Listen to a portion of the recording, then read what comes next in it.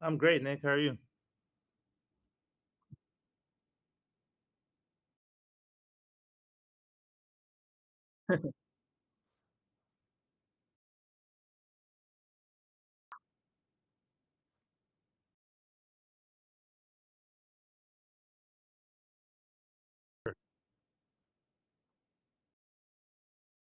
Yeah, so I've predominantly been working in JavaScript applications for the last 10 years.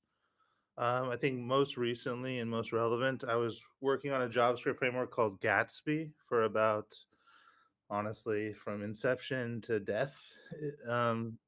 Well, death is a strong word there. Um, but worked on Gatsby, built Gatsby Cloud, Um, took on Netlify as a big competitor, ended up joining them, through an acquisition. I was at Netlify for about a year, and then I went and did my own thing after that, and now I'm a CTO at a new startup.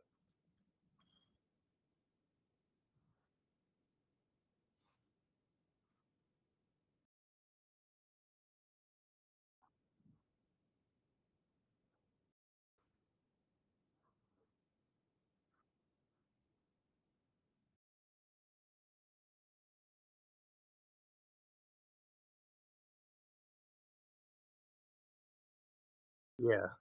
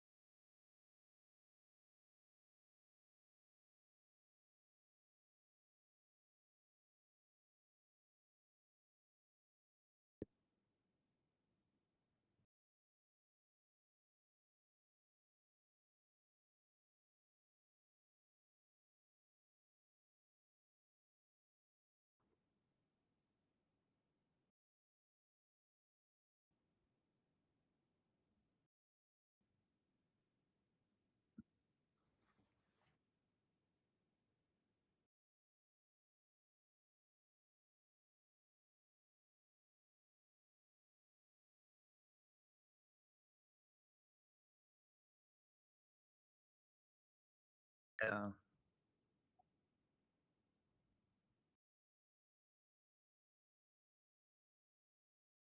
Yeah. That's a really, really good question. So let me explain, like, a little bit of how I got to this point, having done DevTools for forever. But a quick note on Gatsby, like, um, now that I'm doing something else, people are always asking, like, "Oh, how do you feel about Gatsby? Like, you got acquired by Netlify, you must feel really good, like, it's a great thing." And from a founder or, like, a business standpoint, getting acquired is obviously amazing. But if you're looking at, like, the industry, like, Gatsby lost, if you think about it, as much as a meta framework, we paved the way, history remembers people who won, and this is the after effects. People still remember Gatsby, but new developers that I meet have no idea. So history always goes to the people who win, right? Now, Next.js, as we know, from our perspective in this Gatsby war that we were in, Next.js beat us, fair and square, and, it was really interesting to learn. I learned a couple things from that. So when I left Netlify, I was like, "I hate dev tools. Developers don't wanna buy anything. I wanna work on consumer applications, dev tools, those ungrateful devs. I'm never putting my talent there again." Um, I was just kind of butthurt, I guess. The but so I started building the coolest thing ever, which is a CRM. So I didn't go any it didn't go any much better for us. So me and a couple old Gatsby like colleagues, we got together and we were trying to build a CRM to beat Salesforce. Which I still think is a great idea because Salesforce is just old, but we wanted to build this CRM that could self-drive itself, So it'd be an AI powered CRM. At the time, had no idea how to do anything with AI.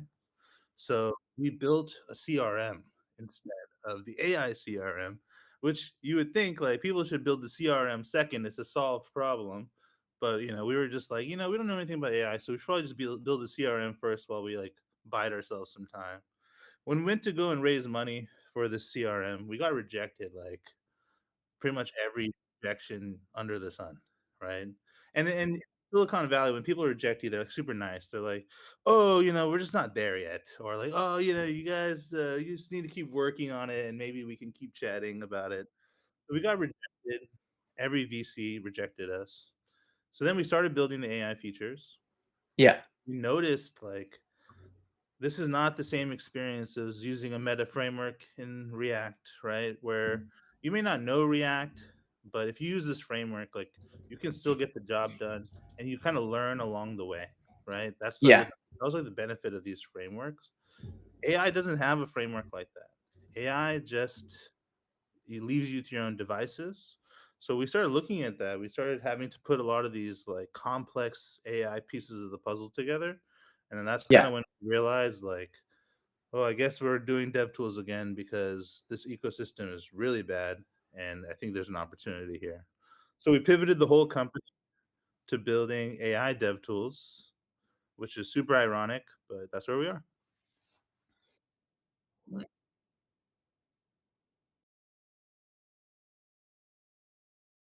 Okay, no problem. Great.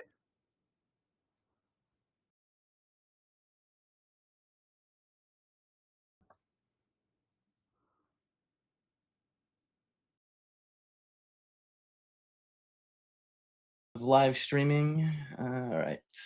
I'm just going to check in the chat now. All right. If anybody is in the chat still, Jeff, I saw you there. Just let me know if you can hear me. I'm not sure what's up. My mic is on. You can obviously hear me. Let me just check a couple other things here. All right. That's good. Okay. Interesting. Okay. Well, I see my audio coming through there now. So let's just keep going with that, I guess. Cool.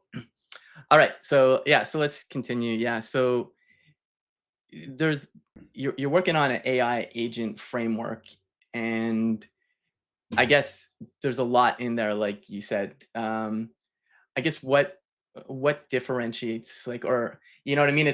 I know it's good to have competition for sure. Do you feel it's too saturated right now there, or you're still like there's tons of opportunity there? Originally we thought that it was like a very crowded space, and Okay. it is when it comes to different types of there's different types of AI frameworks that we learned. Okay. So one classification that was very popular last year, 2024, was these Yeah. no code, low code AI workflow builders. So you'll Yeah. see a lot of frameworks for that, and there's no knock to them. They're trying to build like a product manager persona, being able to command AI, which is Yeah. really cool. So products like Vellum AI is very nice, and um, Stacks AI is another one where you can like do these like UI based flows. So we were like Okay. looking at Yeah. that. And originally, the first version of Mastra was like a freaking AI workflow UI thing, and Okay. then the AI SDK comes out on the scene and kind of just changes how we view things a lot. Because the AI SDK from Vercel is like React. It is like the React to the puzzle. It handles the model layer or the view layer as in this metaphor. And the model layer is just how do you talk to OpenAI, Anthropic, XAI, any models you want with a singular API. Because before that, people were using different API clients and then kind of managing the connection to the models themselves. This is how LangChain, which is another big AI product, got their start, right? Into giving people connections to models. So AI SDK comes in and they give people a unified connection to models, which is always a good selling point. But then you start using that to do simple LLM calls, and then you find out that you start needing more things. And so what we wanted to do was to not compete with Guillermo again on anything. Um, but instead, like, can we extend the AI SDK so it can be like the complete framework? So AI SDK is just the library or the view, right? And then there's all the other pieces that you need to build a production AI application, and that's where Mastra comes in.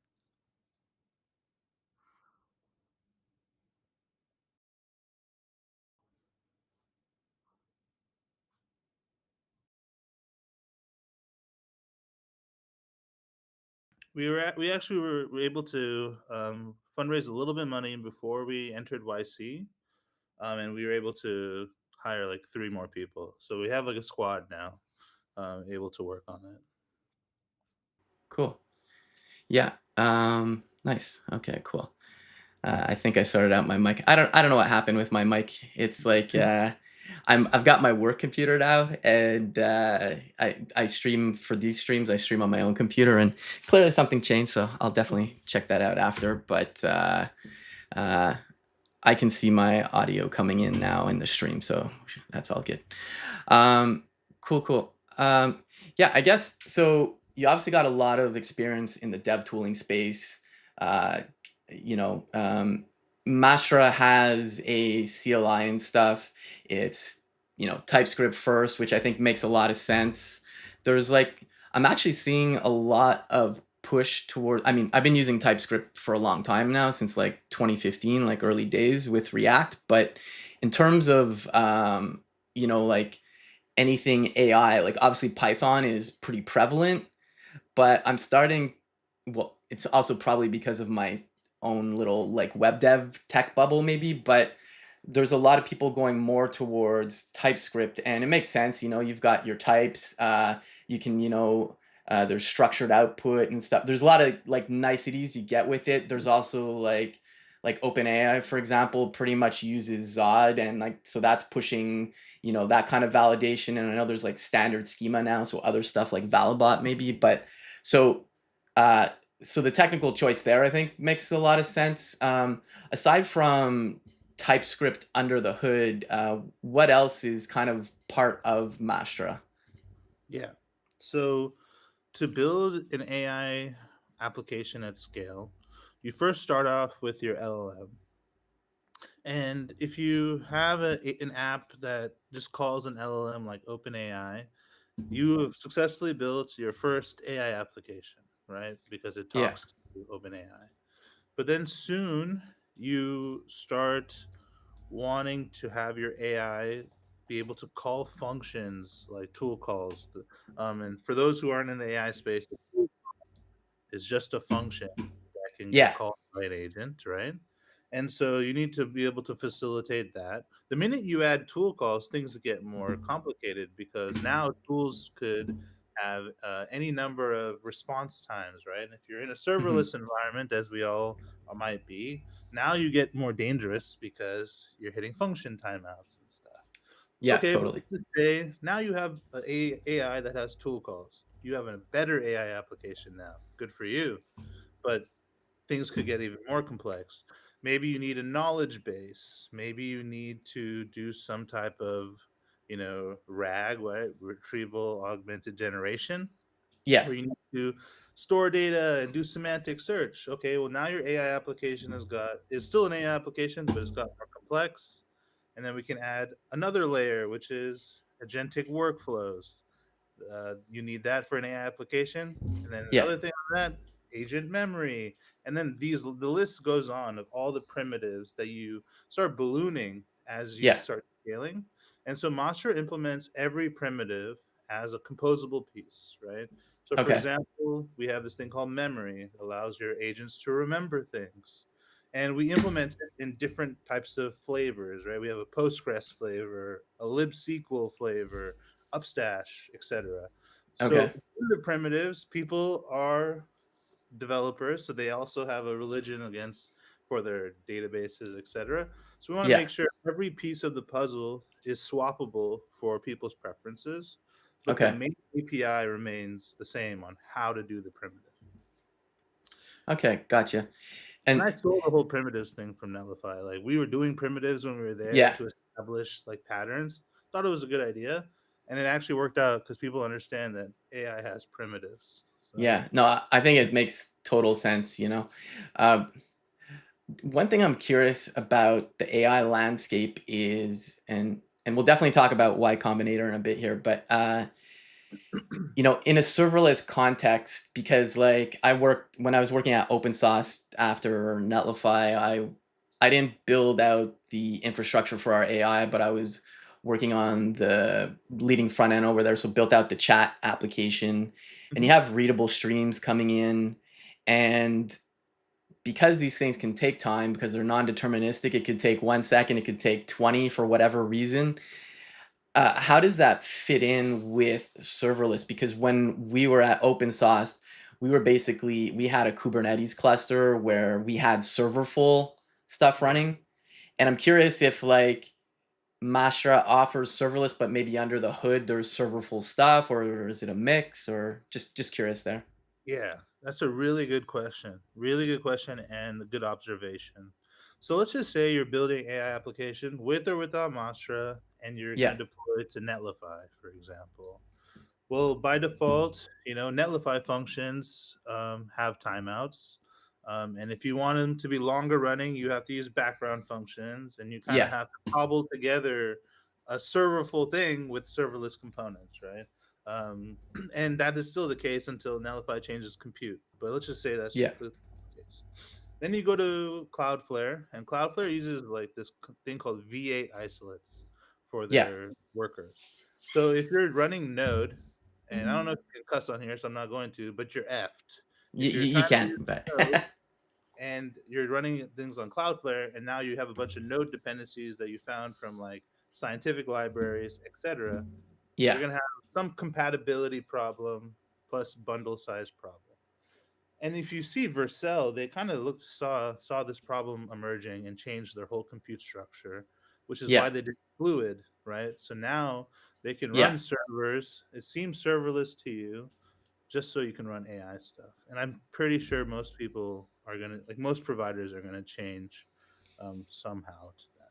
Yeah, it was interesting. I'll find a link to Fluid, but I was actually listening to a podcast about it yesterday, and fill in the gaps if I'm missing something here. But basically, so you know everything, most of the client facing stuff, or not client facing, but like the stuff that users or clients use at Vercel, it's all serverless. And what Fluid is like I guess if we go back a bit, servers were running before, and Mhm. then I think Amazon pioneered this with Lambda, and basically they're like, we've got a bit of compute that's still there, even though like that person using that server isn't doing anything. So that's how we got serverless.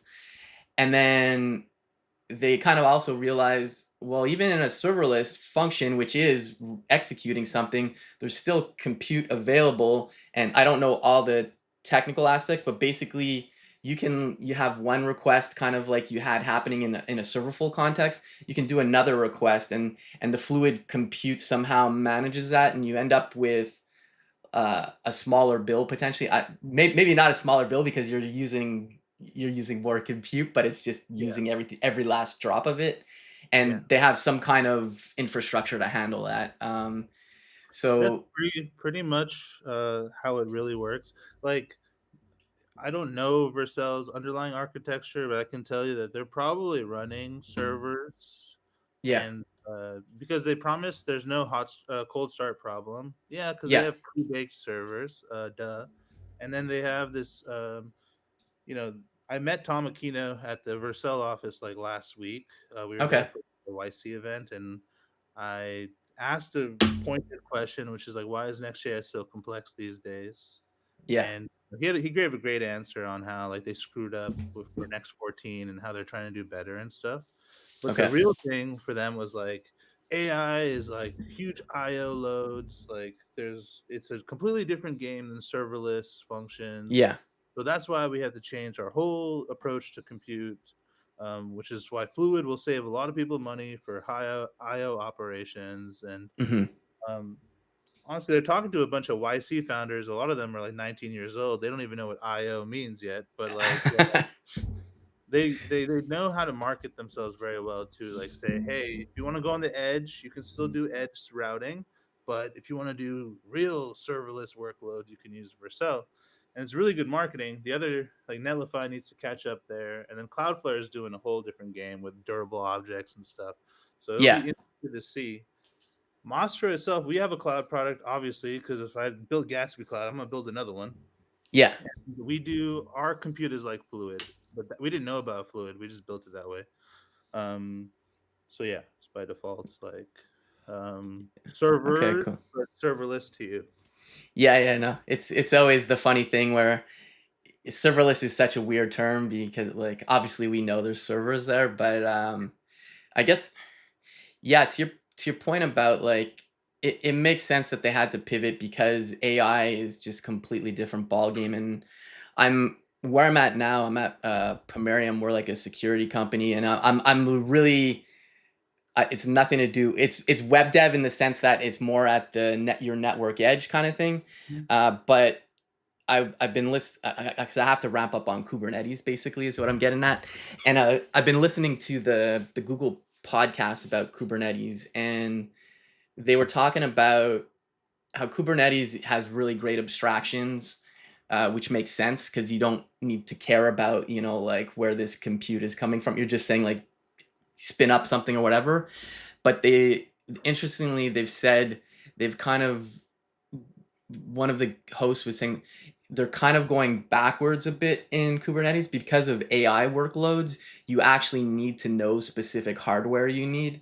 So like that abstraction has kind of gone back a little bit. I'm sure it'll get back. It's not necessarily a negative thing, but it was just this is just more to your point about like AI workloads have changed the game. Like you actually need H100s. You don't need a regular, you know what I mean? So Totally. it and yeah, and yeah, it's just wild. But so I guess yeah. So getting back to to Mastra, so it is a cloud offering, which makes sense. Is I know you're on GitHub, so is it an open core model or what is it exactly?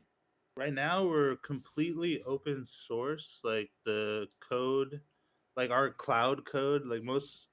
For those who don't know, like if you're running open source project and a cloud product, you Yeah. usually like leave holes in your open source product that your cloud product can fill in. We did that at Gatsby. Vercel does it. Netlify doesn't necessarily do that, but they have this build bot that knows Hmm. how to build different frameworks and stuff. And fun fact, this Yeah. guy named Matt Kane, who worked at Gatsby, then worked at Netlify, his job was to just backwards engineer our cloud features, which hats off to him. Wasn't my favorite person while it was happening, but then we worked together later at Netlify, and it was a great thing.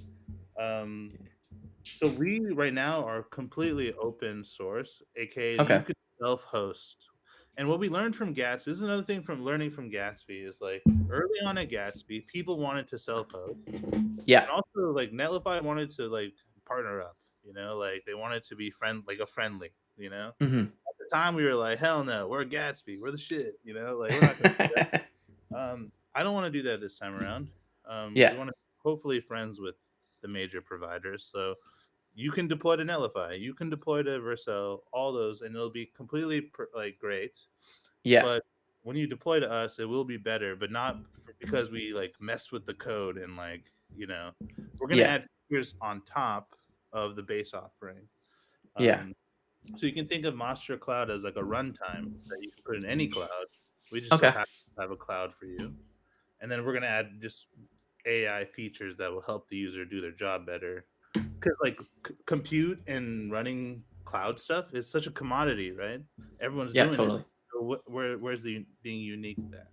So, Yeah. No. Totally. And yeah, it's just interesting to the whole open source. Because I've been reading about this, and I'm curious on your thoughts. Like we've kind of had an oversaturation of dev tools, yeah, and this is not a knock on what you're working on. It's more just a question of like a lot of like the flow I've seen for a lot of dev tool companies is they go open source, you get the good free tier, and then like, maybe people will pay for it, and kind of experience this at open source as well, actually, where we were kind of like GitHub insights on steroids, and people were like, it's cool, not sure if I pay for it, and like we luckily we got acquired by the Linux Foundation, but it's really tough, I think,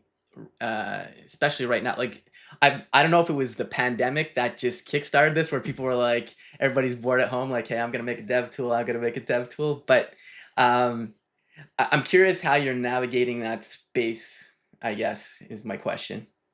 You're so right that there's this allure with having a popular open source project. It's Yeah, almost like it gives you some street cred that is hard to forge, right? It can only be done yeah, naturally through this open source project. And there is a huge saturation. There was a time when Gatsby, like at the end of Gatsby, we were, it's either you sell the company or you have to raise another round, right? yeah, There you at the time in 2021 or 2020-ish, there's just such a fatigue, right? There's JavaScript fatigue is one thing. Dev yeah, tool fatigue was huge in the Silicon Valley, which fatigue in the sense that no one wants to invest in this shit anymore because they're just so tired of like all the pitches and everyone's trying yeah, to do an open source project and shit. Which kind of hurt us because we couldn't secure more fundraising because we're just like yeah, everyone else trying to do their open source project, right? yeah, Um, totally. AI has kind of rejuvenated people's belief in open source again. I don't know if it's misguided, right? I can only just Okay. tell you what it is. Like they're feeling good about it again, probably because they think this will be different this time. It Yeah, won't. It'll get saturated again, and it'll feel the same way. But yeah, the investors are a little bit more eager to hear AI dev tools than regular dev tools now, which yeah, is super. totally. Yeah, I feel like almost you could say like, I'm being slightly sarcastic here, but hey, we just registered an AI domain, and it's like, okay, here you go. Here's 15 million. Kind of. That's a true story. That's okay. So here's a really funny story. We had this phone call with like a company doing. They're like an enterprise software company, Okay. and Yeah, yeah, no worries. um, so we had this enterprise software company that was trying, like they had told us like if I can add an AI feature to my company, then I can let my investors know that I'm doing the right thing, you know? Yeah, And they weren't really interested in AI's offering for their product. It was more so they were interested in just having it on checking, check it oh, off. checking the box. Yeah, uh, yeah, yeah. Okay. And they can tell their customers that they're thinking about this AI thing. So yeah, it's manifesting itself in different ways. Yeah, and it's interesting you mentioned the checkbox, because the thing I forget where I read it or I heard it last year sometime, but like, obviously AI is super popular, lots of hype right now. But I'll try and find it. But basically, you're still building a your case is a little different because you're building a framework for people to leverage AI, but like people that put AI in their projects or products and just say they have AI, it's not the right approach. It like, I get why they do it because they'll get funding, but it's really more like, how are you, you're still creating features and product value. Yes, probably people know under the hood there's AI there, but you don't, you know, would it be better to say, like, now you can do your taxes in half the time, Yeah. or AI powered taxes, like, you know what I mean? Like, That's what this whole year, like 2025, they're saying, at least in this communities up here, that there's going to be a whole bunch of vertical agents, meaning mhm, like people or in verticals of like let's say veterinarians or doctors, etc. yeah, And the type of jobs that they want, and like they're trying to replace real jobs that have salaries. That's like a yeah, goal. And the types of jobs they're trying to replace are the ones that are in the back of the office. So you can think of like your data entry or, type of like yeah, mail room person or whatever. And it may not seem like much, but that compounds, right? If that person makes 30, $40,000 a year currently for this office, you now save the business a lot of money. Yeah. It's interesting ethically how to talk about it as well, but Yeah, a lot of totally. companies are just purely focused on replacing that type of labor. Yeah. And then there's the people who are doing a little bit more, I guess, like rocket ship type stuff. Like, how do we do AI that helps navigate into orbit or Yeah. like fix bridges and roads and stuff? So it's a big spectrum.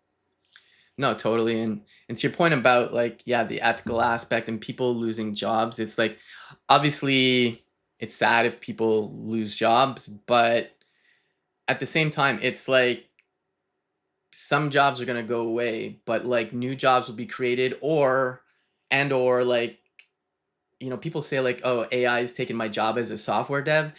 There's probably gonna be more knowledge workers because you're gonna be able to move faster, you know? Yeah, Yeah, so, like and the interesting thing that it's not I think it's a little different this time, but it's not really that much different from, like, the Industrial Revolution or when the car was yeah, created, like, people were, driving not driving, they were, I don't know what you call the person that does a horse and buggy, but, like, and then all yeah, of a sudden, Henry Ford comes in and says, "Here's a car," and they're like, but I have a buggy," It's like that stuff went to the wayside, but then all of a sudden there was a whole need for drivers, right? yeah, So yeah, I think it's just AI is moving so fast that it just seems to be like super accelerated is the yeah. difference. You can see this happening in San Francisco. Like, we had a bunch of Uber drivers, right? And now they're getting displaced by these Waymos that are just Yeah. self-driving everywhere.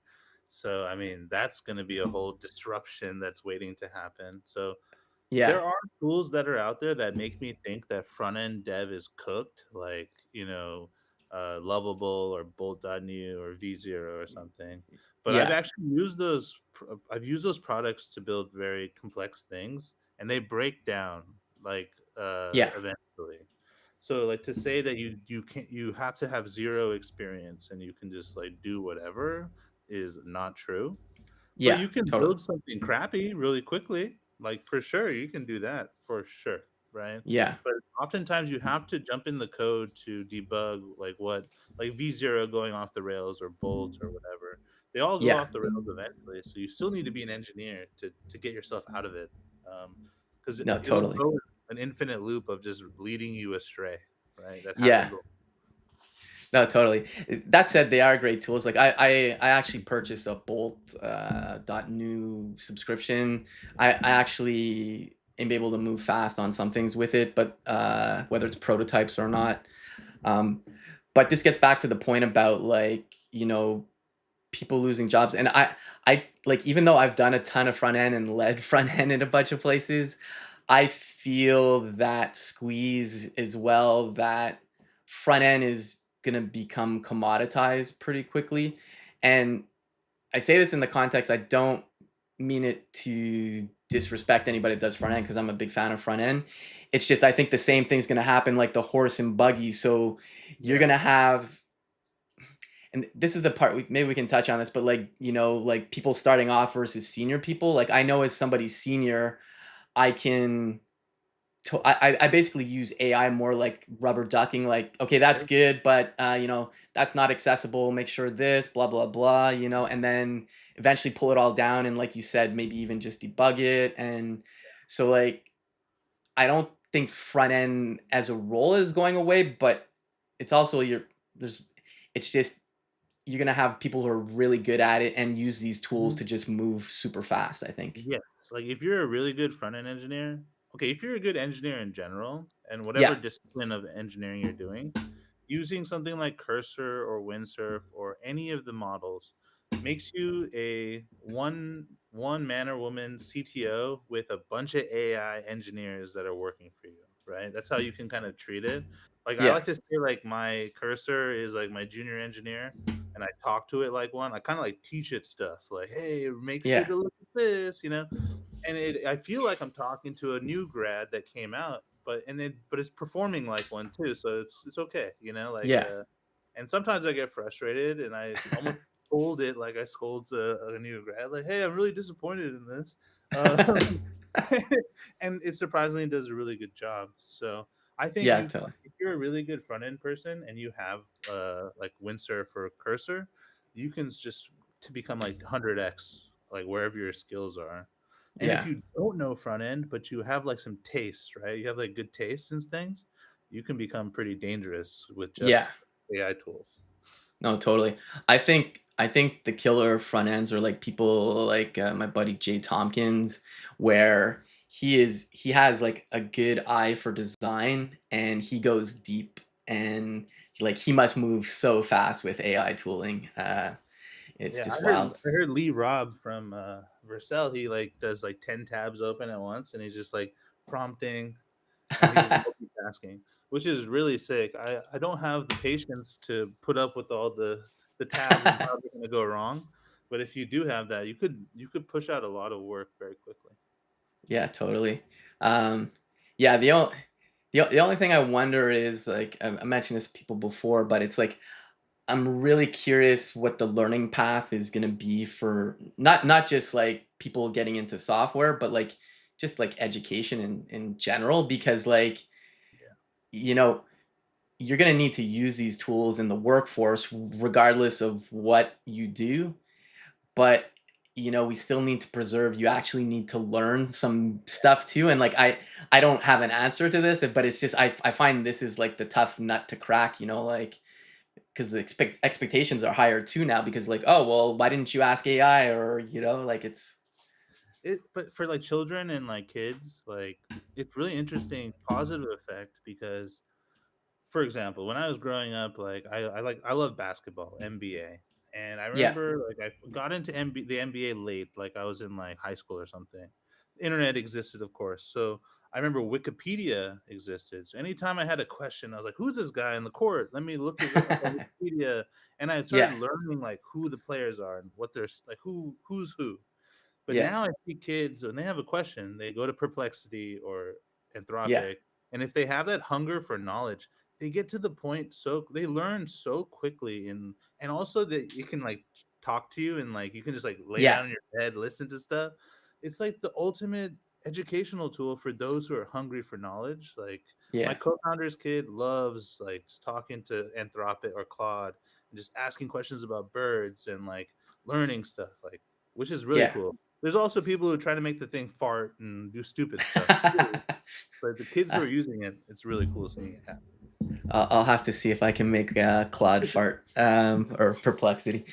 Yeah, no, it's definitely a great tool. Like obviously there's good and bad with anything that comes out, but like uh, I think one thing I've found really great is I've been able to level up on other languages. Like I had to start writing some Go for my last job, and like I have experience programming, so like it was just crafting certain kind of rules as well. Like my coworker John, he's done a lot of Go, so like I initially generated some code, and he's like, "That's good, but that's old Go code. It needs to be Go 1.22.5 or higher."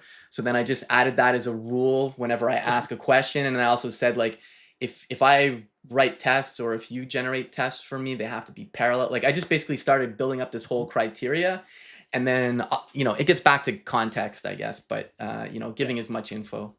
and you um being, like, an experienced dev allows you to, like, just you don't necessarily need to know the language, you just need to know what needs to happen, and kind of the yeah, AI will handle the rest. yeah, totally. I guess shifting back to Mastra, we could obviously talk about AI in general Yeah. forever, but I'm curious, like it's still early days. Are you uh, uh, have you gotten seed funding, or are you raising right now, or and this kind of ties into Y Combinator. Like Yeah. I'm aware of Y Combinator and people coming out of it, but I don't really know. I've never been a part of it, so I don't know like Yeah, let me explain all what's that. the process and so on. So I will say, like, before Y Combinator, we were kinda unsure, like, where all this stuff was gonna go, so I Okay. I honestly still can't believe that I'm sitting here talking about this, right? Because it's just been a whirlwind, but, how okay, so what is YC? And I have some product placement. YC is a startup accelerator. It's very famous in San Francisco. How it works, they have a really low acceptance rate, like 1%, let's say, Okay. and thousands and thousands of people apply. You don't need to have a product. You can have an idea. You can Mhm. have a co-founder, and you apply. And then, if they like you, you'll get an interview. And then once you do the interview, you get selected, and then you have essentially for us, like we did this interview, we recorded like a interview video about us, which was super awkward. We posted it Okay. on Twitter, so if you wanted to, if anyone wants to go see it, you can see it. It was super Okay. awkward. Like, well, at least we thought so. They gave us an interview. The interview we thought went really bad because they didn't ask us any questions. So we were like, oh Okay. shit, well, they're not asking us questions about our product. This is weird. Yeah. But then we get accepted. Like, we're pretty. I was pretty discouraged. I was like, "Man, this sucks." Like, we probably didn't get in. Then we get a call that we got in, and then it's like, "All right, we'll see you guys in San Francisco." And that was the first thing I didn't really realize is like, "Oh shit, I have to move to San Francisco." I'm from Los Angeles, which is not that big a deal, but my Yeah. co-founder Kane is from South Dakota, and he has 2 kids. Okay. So it's like that was like the next scramble. It's like, "Yo, how are we gonna? We got to move to SF." Yeah. So we got everyone here, family included. So we're all here. We're like in like a 2 bedroom apartment. That's our office. And then we started YC, and like YC is really interesting because like it's kind of like a cult in a way. Okay. There's a lot of cultish behaviors. Not to be mean or say anything bad, but it's in a way, it's like it's fostering community. It's like going to college again, where like Okay. like for example, the first day they put us in a big room with like hundreds of other people, and they didn't do anything for a bit, right? So Okay. what happens when you put a bunch of humans in a room that are all working on startups and stuff, we naturally Yeah. just start talking to each other, and like 2 hours go by, and they come into the room, and they're like, oh, okay, like that was smart. Like they just got us going, Yeah. and people love talking about their products. And so it started there. Then they have these like speakers that come every week that teach us about the grind and like Okay. the good things, the bad things. And so we've talked to like Brian Chesky from Airbnb, um, Greg Brockman from OpenAI, and like the Mhm. list goes on, And so, and then every day, like think about it, this is like going to a startup school, for example. Okay. So we wake like us here at Mastra, we wake up at like let's say 7 a.m. Pacific, and then Okay. we're doing our company stuff. And then in the meantime, like there are because we're a TypeScript framework for AI and most of the people in YC are building AI stuff, Yeah. we just found our customers. I was like, okay, pretty sick. So then we would Okay, yeah. talk to customers every day. They all live around us because they forced us to live on campus, right? We're all on Okay. campus here, which is just the dog patches, like part of the city. But Okay. everyone's next to each other. So what we did was like, hey, let's do user interviews, like because we can, right? It's like the easiest way to do so. And so that's our day. Like we interview people, work, anything that comes from those interviews gets pretty much put into the product because it's straight from the user's mouth, right? And Okay. we keep iterating, and I think that's kind of why we've gotten some traction. Nice. I don't know if there's a way to win YC, but we're trying to. If there is Yeah. a winner or anything, so yeah, Yeah, no, that's interesting, like, that you just kind of have design partners everywhere just because yeah, of that.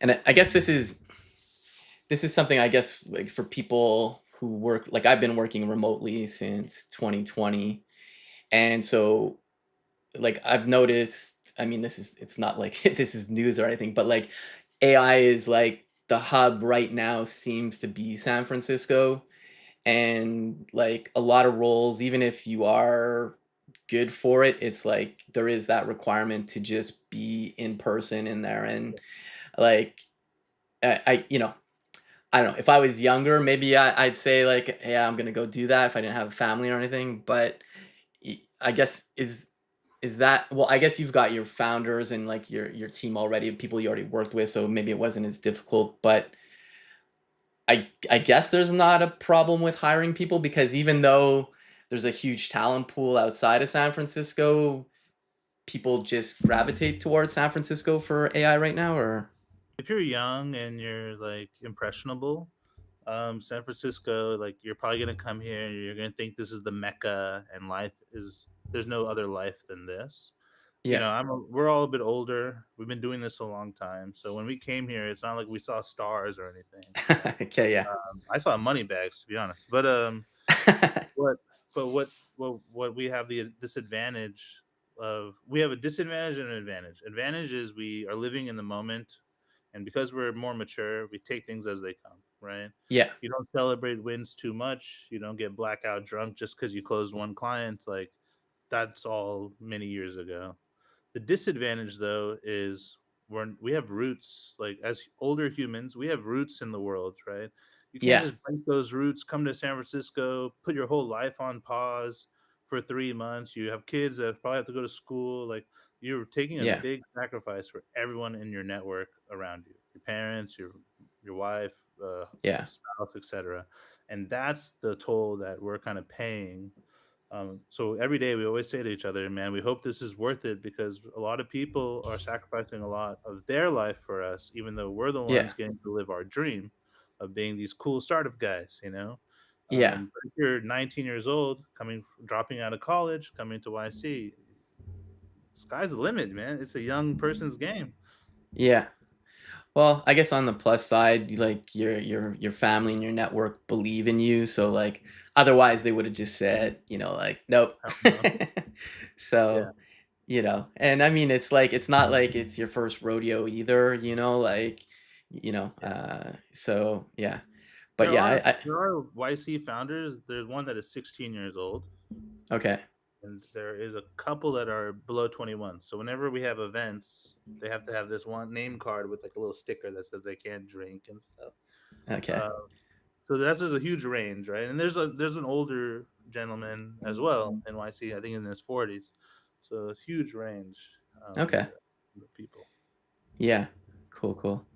Yeah, and I guess if we get back to that's a great explainer of YC. Thanks. If we get back to talking a bit about Mastra, like you were talking about agentic workflows before and stuff. Like for folks that you know, I think everybody has a high level understanding of AI, and like for devs or like I consider myself an AI engineer to some degree now. Like I built Mhm. chat applications, I've used Olama. So I'm definitely not out of the know, but like maybe just dive into some of these things. So when you say agentic, for folks in the crowd, what do you mean exactly? Yeah. So agentic workflows kind of mean there are two different types, right? So one is I'm going to call it agent driven and developer driven. Let's go with the Okay. developer driven one first because it's easier to understand. A Yeah. developer driven one is creating like a step. Let's say we have a sequential workflow where you do step A to B to C.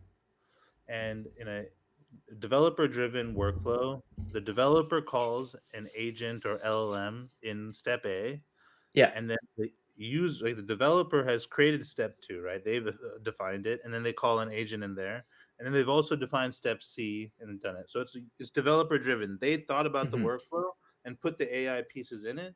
Boom, agentic. This Okay. is more, but it's more deterministic, right? Because you're the one who decides where the thing goes. Yeah. But every step is not deterministic because you put some AI doing the step, right? Yeah. So that's one way. Second is like agent driven, where you give the agent like a task or like a list of tasks. And the Yeah. first thing it has to do is decompose the steps, Okay. where it makes the steps, and then it has to execute the steps. So it's completely agent driven. But the problem with that is this is not deterministic as well as the steps, and Yeah. so your mileage may vary. So Mastra does both. We support both. Like we first built the user driven one because that's the one that actually go to production right now, given Yeah. the state of the world of technology. But we believe that the agent driven one will be the future. So we have to have both primitives, but Mhm. we're not going to recommend the agent driven one because you're going to get frustrated and it's not Yeah. going to do what you want. Okay, gotcha. And I guess this is where this is probably within the primitives, but putting in some kind of guardrail, like because like I guess the challenge with anything AI is trying to make non-deterministic things as Yeah, deterministic as possible. Like, obviously, it's gonna not give the same answer every time, but like this gets there's back a to secret. TypeScript and stuff. There's a secret to making things 100% accurate all the time, and one way to do it is you use a reasoning model like Yeah. DeepSeek or O1, and you put it on an infinite loop, and you ask it to evaluate itself after it does everything. What you'll find is it'll go on an infinite loop until it is satisfied with the answer. And Okay. usually this will take like 5, 6, 7 minutes. So it's a long time, right? It Yeah. just keeps spinning. It's like keeps self-evaluating. I gotta do better. I gotta do better. And it finally gives you the answer, and the answer is right. But it Yeah. took how long did it take? Is it worth that much time? Will your user wait that long? Like those are the Yeah. problems with this whole determinism thing. Yeah, no, totally. And I guess this is where, compute can help in terms of like that thing that's 6 minutes, maybe it could take 30 seconds in the future or maybe even less, who knows? Like, Yeah. um, yeah. There's a company called Dry Merge. I saw them give a great demo where they say like you should describe what you want to do to your agent. It could Yeah. be anything. It could be like, oh, I want to create a Stripe plugin and I want to like collect invoices or something. What it Yeah. does is like instead of it having code already, it will take what you describe, decompose it, write all the code and all the plugins it needs for this one task, Okay. and it'll keep going in this like reasoning loop until it's done, and then it'll execute the code that it wrote in a sandbox, and then it'll Okay. verify the results. And now it's like 30 minutes later, it's done. But like Yeah. they are like selling you that this will work 100% of the time. Like there is no Okay. non-determined, but you just have to pay for it and you have to wait. Yeah, So yeah. Yeah. And I guess it depends what you're trying to do too. Like, it might be worth it to wait 30 minutes based on whatever you're trying to yeah, run true. versus just me saying like, what kind of bird is that? Or Yeah. Is it a hot yeah. dog or not? Yeah, yeah, exactly. Cool, cool. So I guess right now, in terms of Mastra, like you've got the primitives in place. I'm gonna drop a link to it again so people can just check it out. Um, in terms of like getting started, like would I just the easiest way is obviously just to go with cloud right away, like to start No, up or so, we actually haven't like advertised the cloud at all yet. So, I mean, okay.